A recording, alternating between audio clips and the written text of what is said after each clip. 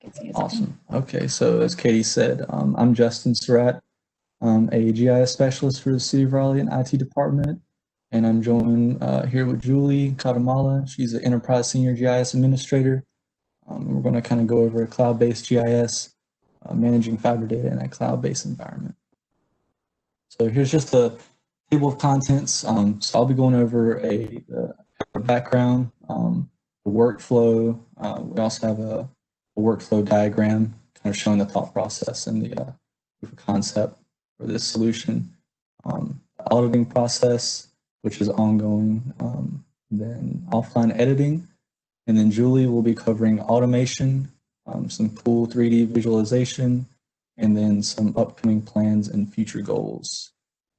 So just a brief background here on the City of Raleigh. City of Raleigh created two GIS fiber groups approximately 3 years ago. So the Raleigh Fiber GIS group is practically a steering committee.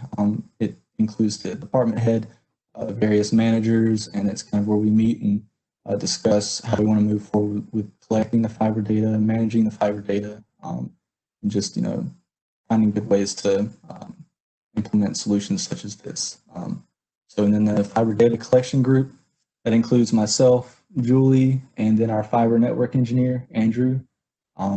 He's been very excited about the collector application. I think it's going to make his job a lot easier in the future as we've been testing it and utilizing it to audit. All right, so moving on to the workflow. So we're using multiple feature layer views using ArcGIS Online. So the first view would be the collector view. So a view is pretty much a copy of our master data web map. So the collector view is created to allow us to create a collector application and just be able to, how can I explain it? Use a mobile device out in the field. So this is something Andrew's going to be using hopefully on a day-to-day basis when he visits sites. So that will be the kind of the first start of this workflow. And then you move on to verification. So verification is kind of the gatekeeper for this whole solution that we're using.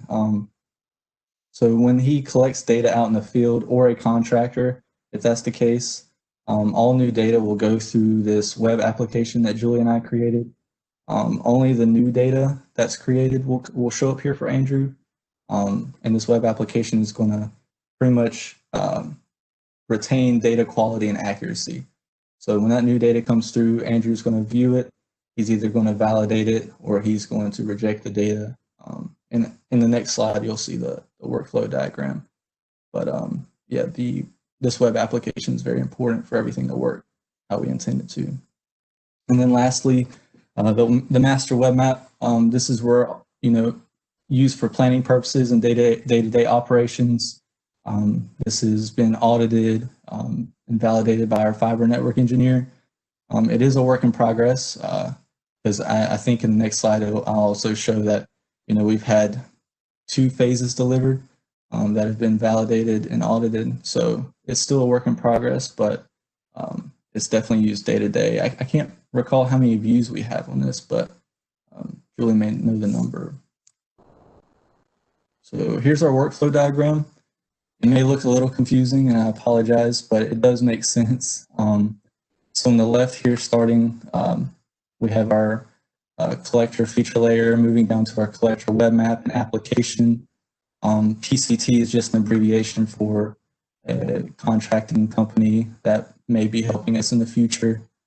And then you have the new features that are going to show up in the verify web app and web map. And then it moves on to Andrew receiving an email, which Julie created a script that will send an email notification once that new data is submitted. And this is kind of the process and the decision-making in the workflow if either Andrew validates or rejects the data. And so the end result comes to the master web map, which is the end user facing. All right, moving on to the auditing process. So we've contracted with Greenlight for auditing our fiber infrastructure. And like I said, there's 2 phases complete and delivered. There is review and further auditing to be done, but we're currently using our web-based solution for collecting our own data, and internally using our cloud-based solution for the auditing. So, and like I said, auditing is still ongoing, and our workflow is constantly evolving to support accurate data and collection and verification. When Andrew goes out into the field, he may realize something needs to be added or removed, or he needs to collect additional data on a feature such as a splice enclosure or a vault or a feeder cable. So he may request more fields or relationship tables. So those things are, constantly being added or removed or adjusted for his business workflow. And then offline editing. So recently, Andrew did go to the field and had some issues with submitting data that he collected. And this offline editing is definitely something that we're going to utilize, but it allows you to download any area of the map based on your operations. So if you know where you're going or the site you're visiting, you can kind of plan ahead and download the area you want to work in, and it's going to pretty much take the extent that you see on your mobile device for that area download. But it does allow you to view, collect, and update features without an internet connection. And then once you're complete with your work for that day and you return to your office and have a stable internet connection, you can sync your data and basically use it as you would. And before I go to automation, I did want to show just the extent of our fiber data here. Let me see here. And this is just kind of an overview of the data that we have. This is just the conduits, and I'm hoping everyone can see that, but this is just the extent of the conduits and feeder cables of what's been audited and not audited. There's also splice points, our fiber city sites, various equipment. I mean, it's pretty extensive, but Julie and I have been working quite a bit on this. So just want to kind of give a viewing of what it looks like there. So I will go ahead and hand it over to Julie for automation. Thank you, Justin. Hello, everybody. This is Julie. I want to highlight some fun stuff you can do in ArcGIS Online as ArcGIS Cloud mapping environment. So Justin just showed you how he published fiber data into ArcGIS Online as a feature service. He created multiple views. For master map, he has a view which is read-only, and it shows only the data that's edited by Justin and our network engineer. And then, of course, there is the collector app that he has built that will be used by field staff. So any edit that they make will show up in the verify application, which is accessible to the network engineer. So the goal is that he can go through the edits and validate it. And when the edits are validated by the network engineer, it'll show up in the master fiber map. So when I say edit, I really mean like maybe a new fiber line is created, or a splice point has been moved, or attributes are updated, or maybe an attachment, pictures attached to a feature. So the verify application itself doesn't show the entire fiber data. It just shows the edits, any feature that's being edited. But the question is, how will the engineer know that he has to go and check the verify application to validate it? I mean, we don't want him to check it every day, maybe. So that's where the whole idea, I mean, there's a need for automation.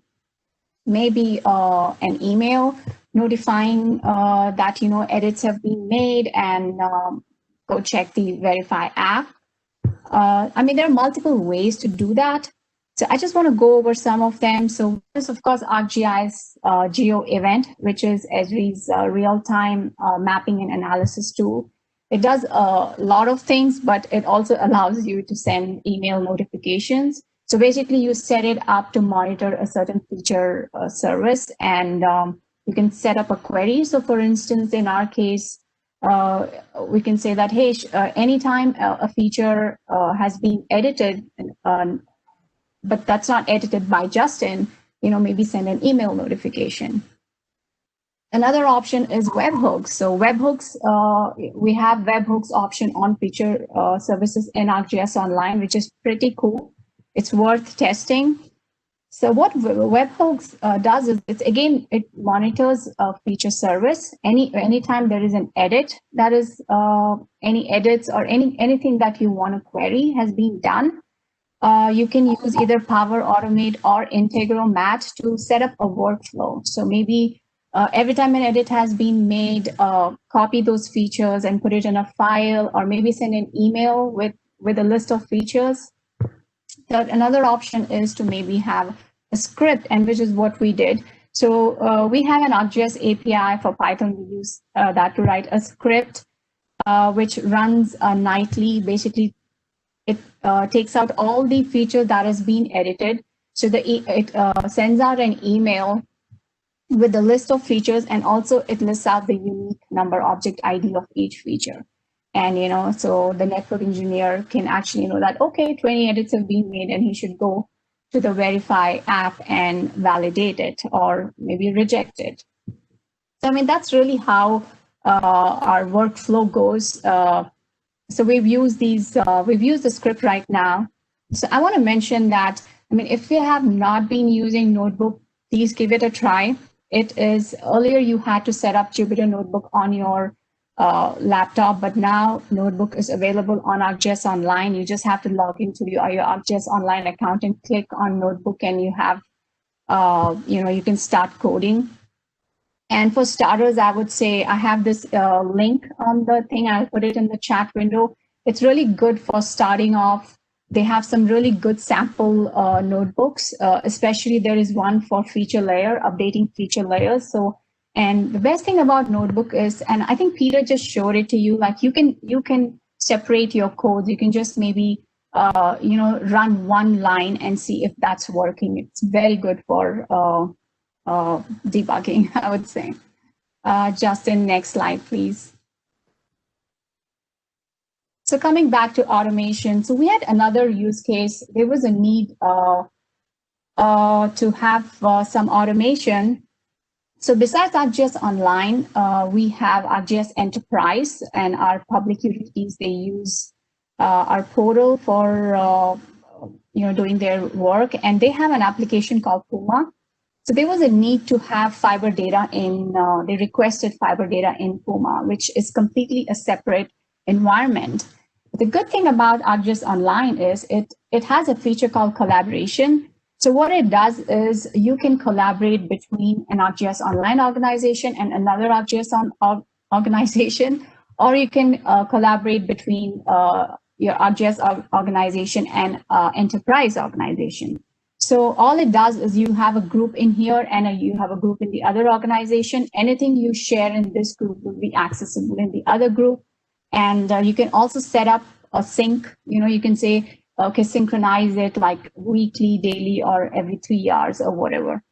Other than that, of course, we went with another option where we migrate the data from ArcGIS Online into a file geodatabase. So my coworker, I think, already had a program that was doing it. So he just added fiber data to it. And, so now folks have access to fiber data in Puma too. Like I said, yeah, there are multiple ways to automate. Python API is definitely, I think with ArcGIS Online, it's really easy to use Python API.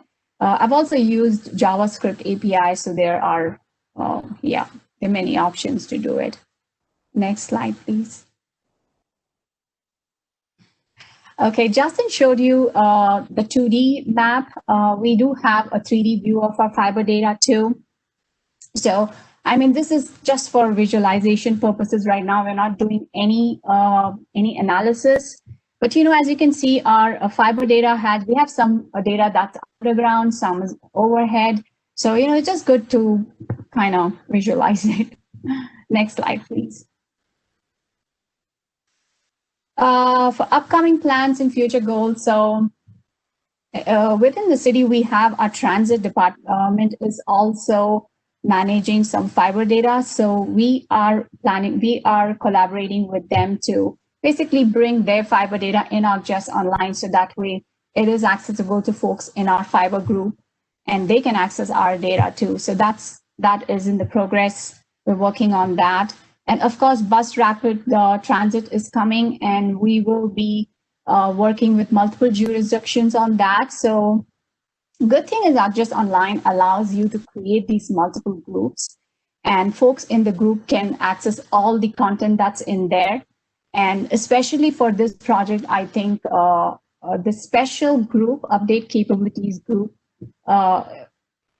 basically what it allows you to do is on a general groups, you can share data. But with this, let's say I have an application and I'm the owner of the application, only I can edit that application.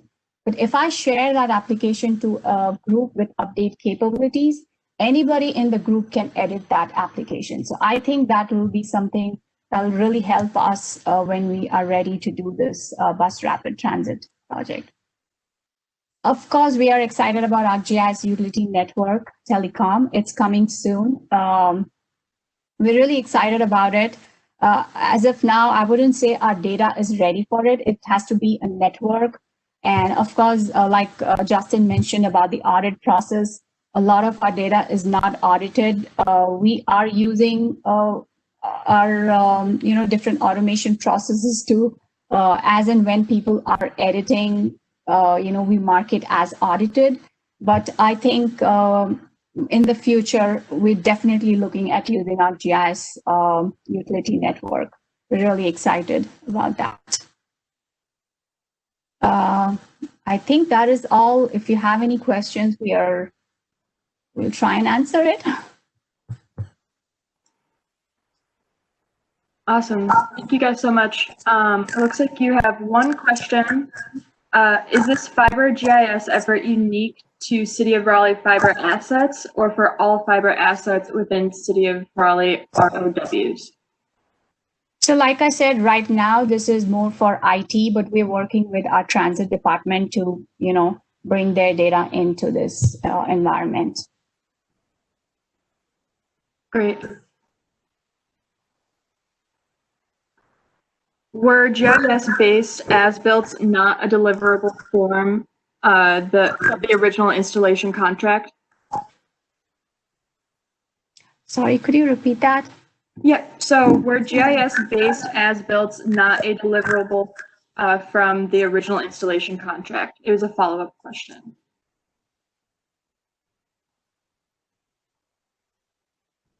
Or what about incorporating commercial carrier data into your GIS?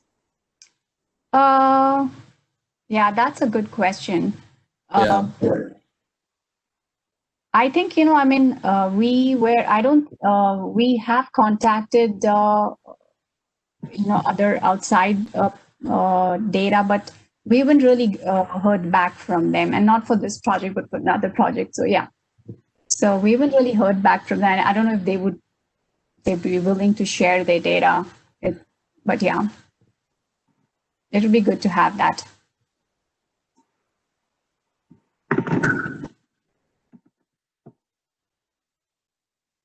I'll give people a few more moments to ask any questions if they have any. Thank you both so much for your presentation. Thank you, everybody, and happy GIS Day.